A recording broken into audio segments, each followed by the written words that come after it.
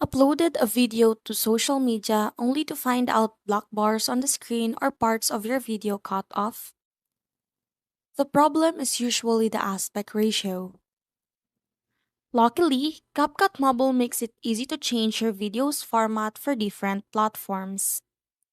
Start by opening your project and importing your video. Next, tap an empty area of the timeline to access the project settings. Then, select Format. You'll see several aspect ratio options designed for different platforms. For example, choose 9 by 16 for TikTok, Instagram Reels, and YouTube Shorts. Choose 16 by 9 for regular YouTube videos. And if you're creating content for Instagram posts, you can use 1 by 1 or 4 by 5.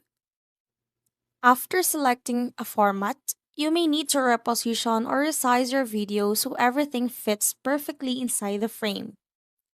Take a moment to preview the result and make sure no important details are being cropped. That's how to change the aspect ratio in CapCut Mobile.